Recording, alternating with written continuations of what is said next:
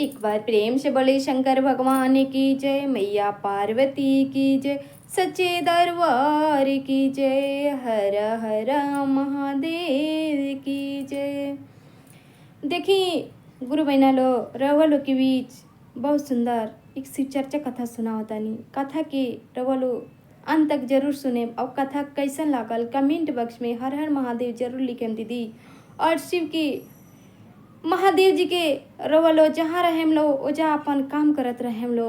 कैसे दुनिया में कुछ नहीं के दीदी, महादेव जी की चर्चा जरूर करें, गुरु की चर्चा करें, गुरु के काम करें तो रहो धीरे धीरे महादेव जी की तरफ मन चले लगी। तब महादेव जी के जरूर काम करें गुरु बहना और दीदी। अब देखी बड़ी प्रेम से सुने दीदी कथा के, कथा में बहुत कुछ सीखे के मिलेला। कथा जब तक पूरा ना सुने दीदी तो कुछ समझ में ना आई।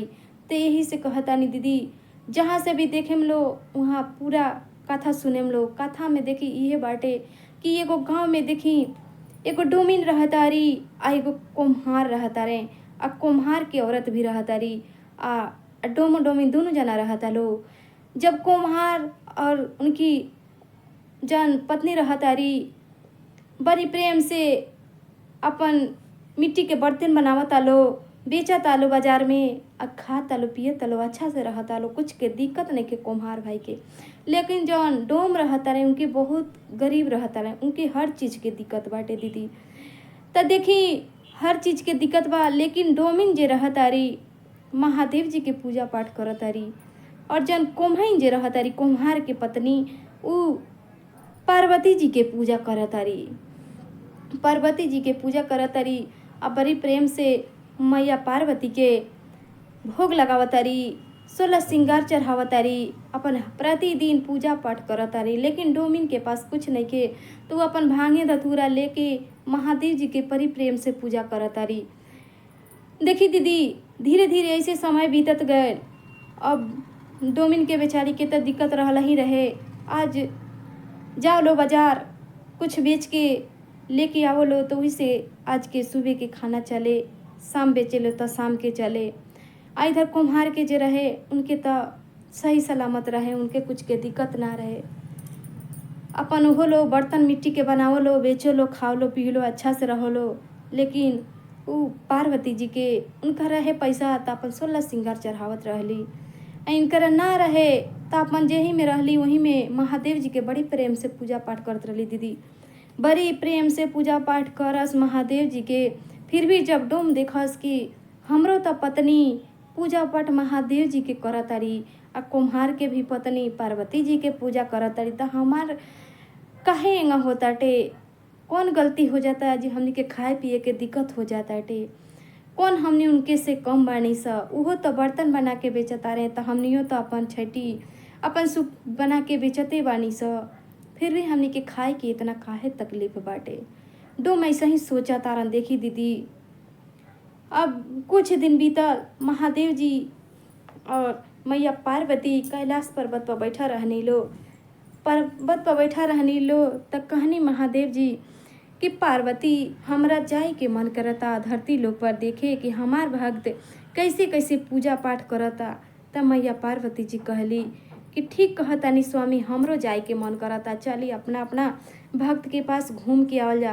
तो देखी दीदी जब मैया पार्वती और शंकर जी ऐनी कैलाश पर्वत से धरती लोक पर तो कहनी महादेव जी ये बताओ पार्वती, पहले हमरा भक्त के पास चलबू कि तू अपना भक्त के पास चलबू।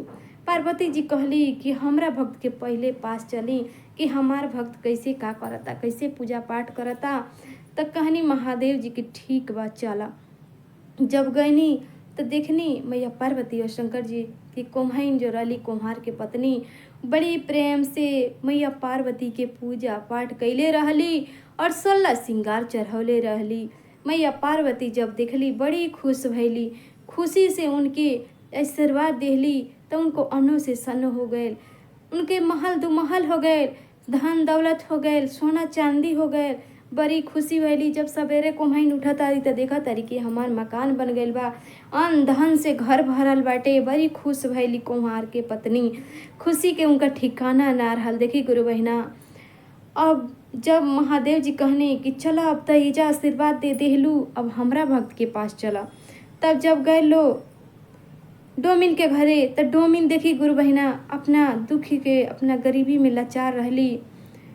दिन भर त अपन जो भी सुप रहे छैटी रही ये बीनास, अब बेचे लो उहे जन बेचाए वही से खर्चे हो के चलत रहे। अब जैसे तैसे अपन खाना बनौले रहली, जहे खाके तहे बर्तन फेंक देले रहली, कहीं जूट कांच चारों तरफ फेंक के उहाँ सूग रहे लो अपन दो नंगे बच्चा लेके।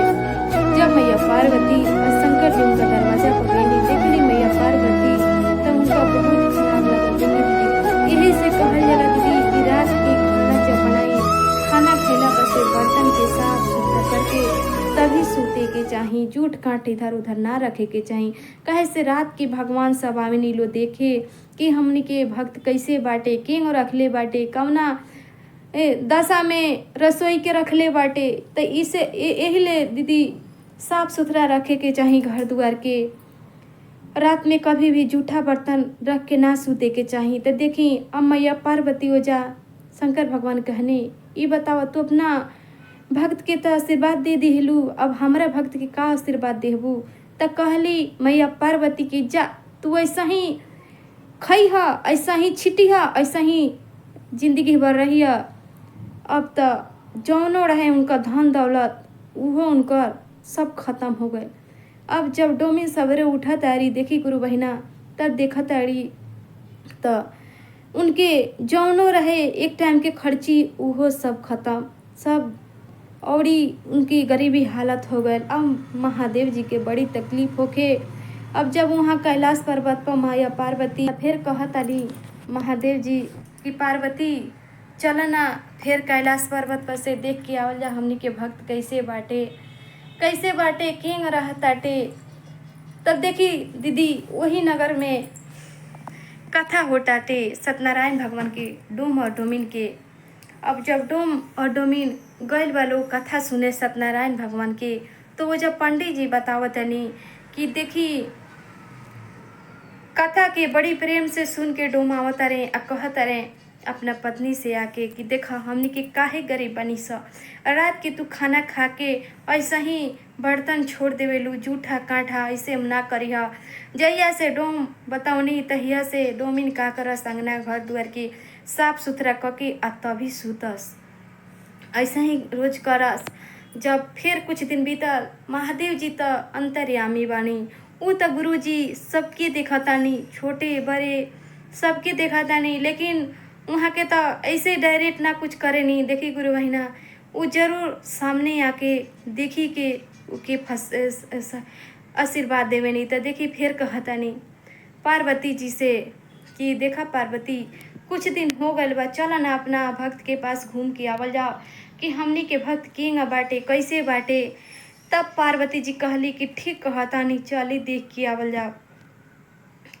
जब ऐनी लो धरती लोक पर पार्वती जी और शंकर जी, तक कहनी शंकर जी ई बताओ पार्वती पहले अपना भक्त के पास चलबू कि हमरा भक्त के पास। पार्वती जी कहली कि पहले रउआ भक्त के पास चलें, कहे से पहले बार आए रहनी तो हम अपना भक्त के पास गए रहनी, अब कि रउआ भक्त के पास जाम कि राउर भक्त कैसे रहताटे। जब ऐनी पार्वती जी तो देखतानी कि साफ सुथरा सब के डोमिन सुतल बाड़ी, चारों ओरी एकदम साफ सुथरा कैले बाड़ी, महादेव जी के पूजा पाठ बड़ी प्रेम से कैले बाड़ी। बड़ा खुश भैली पार्वती जी। देखी गुरु बहिना और दीदी बड़ी खुशी भैली पार्वती जी, और वही जा आशीर्वाद देली कि जा ऐसा ही खुशी से रहिया, आ सब अन्न धन सोना चांदी से उनके भर गए। महादेव जी बहुत खुश भैनी। देखी गुरु बहिना बहुत खुश भैनी कि चल आज हमरा भक्त के आशीर्वाद मिल गए, खुशी से रह। अब आशीर्वाद देके अब कहनी कि ठीक बा चलो। अब इधर जब कुम्हार के घरे आवत आनी लो, तब कुम्हाइन जे बाड़ी उ तो धन दौलत इतना हो गए रहे कि उनका इतना घमंड हो गए रहे, जहे खैले रहली तहे जूठ कांट फेंक के आ सुत गए रहली, कहीं कुछ फेंकले रहली कहीं कुछ फेंकले रहली। मैया पार्वती जी के देख के बड़ी तकलीफ भैल कि देखा इतना जब देहनी तई कैसे रखले बाड़ी, या केंग छीट छाट के रखले बाड़ी, कैसे पूजा पाठ कैले बाड़ी। अब तो मैया पार्वती जी कहतरी जाओ ऐसा ही रहिया, ऐसा ही खइया, ऐसा ही छीट छाट के रखिया। जौनो इनकर देखी गुरु बहिना धन दौलत रहे सब इनकर ख़त्म हो गए। जब सवेरे उठा तारी कुम्हाइन त कह तारी ई बताई केहू आए रलख कैसे भइल ह? इतना धन दौलत रहला, इतना सोना चांदी रखले रहनी है, का भइल, कैसे का भइल?